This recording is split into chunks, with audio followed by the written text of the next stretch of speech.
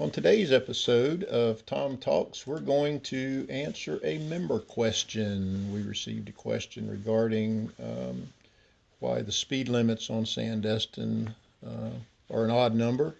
That's a really good question. It's rather interesting. So I thought we would take a few minutes to discuss it. So throughout the property, you have three speed limits. You have 12, you have 19, and you have 23. So let's start with 12. The 12-mile-an-hour sign is probably the latest change or amendment to the overall speed limits on property, if you will. And I don't remember how many years ago, but it was several. The Traffic Safety Committee felt the need to reduce slow speeds even more. So 12-mile-an-hour signs are generally, and I say generally as a very broad term, are generally relegated to the smaller individual neighborhoods. Neighborhoods, obviously, the small neighborhoods are more compact. Traffic congestion with parking and what have you is prevalent. So obviously there was that need to reduce the speed limit down to 12 miles an hour. The next one is 19.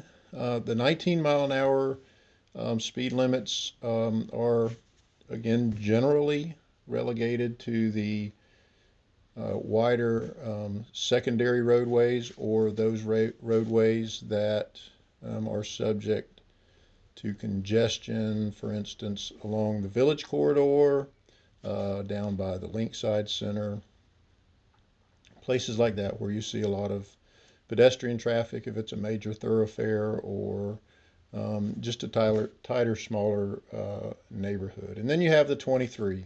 The 23 is the highest speed limit on property that is posted. And those are for the main thoroughfares such as South Boulevard, Heron Walk, portions of Baytown Avenue, North Boulevard, Audubon, and the like. So that's kind of an overview of how the speed limits, why the speed limits are the way they are. Now, why the odd numbers? Well, that is the age-old question. And those of you that know me know that I've been here for a day or two, and the was one of my first questions is why do we have? I think at one time we had 17 mile an hour speed limits, but why are these odd numbers? The the speed limits were established by the original developer, Peter Boss and his group, um, based on a formula that, is my understanding, was used over in Jacksonville at Amelia Island, wherein they said the human mind, um, and don't quote me on this, this is what I remember, the human mind continually sees a number and it gets embedded in that mind, and that's what they know. That's a constant throughout the United States. For instance, 55 miles an hour. People see 55, everything is 55.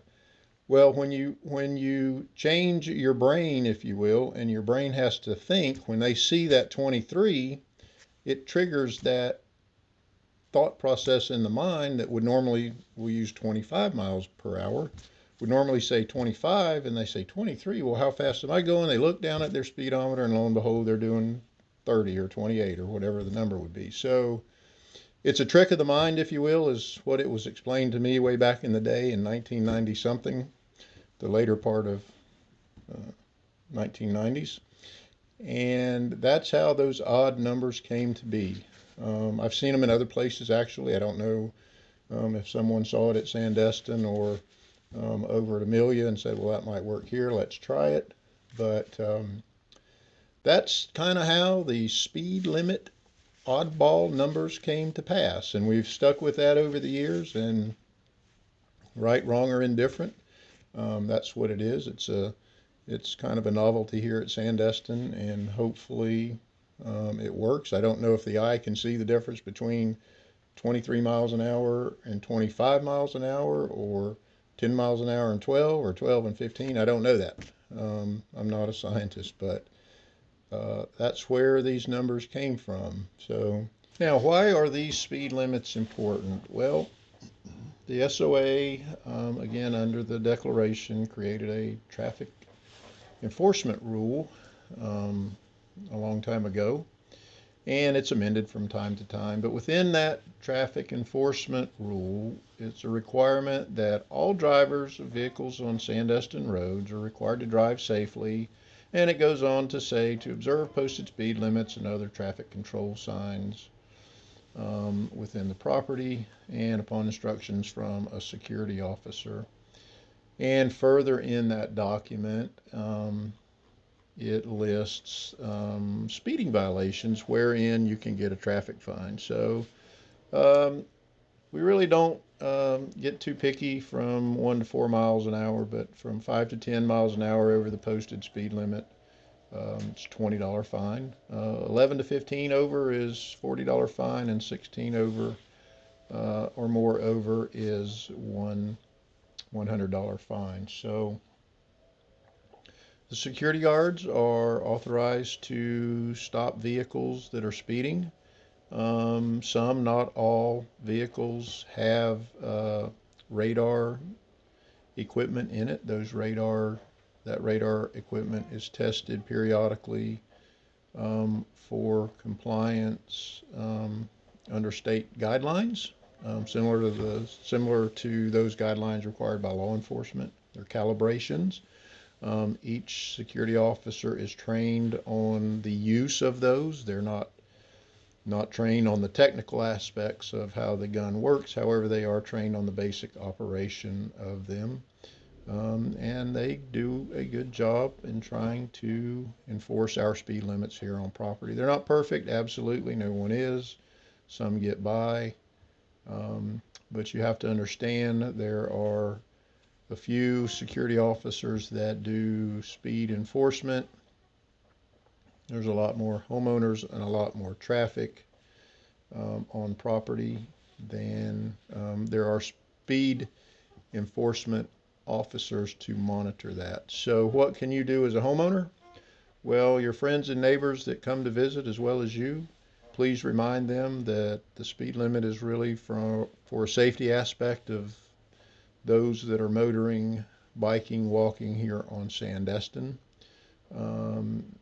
We don't want to be the bad guys, but we are tasked by the board to enforce our policy. So if you have any questions or comments on the traffic enforcement rule, it can be found on the website. Certainly go there and read the entire document. And it has some pretty good information. It's about 6 pages long. So, and overall, the authority to change these are relegated or delegated in the declaration through policies and procedure enactment. So anytime you want to change in your neighborhood of a speed limit, the process is come to the Traffic Safety Committee.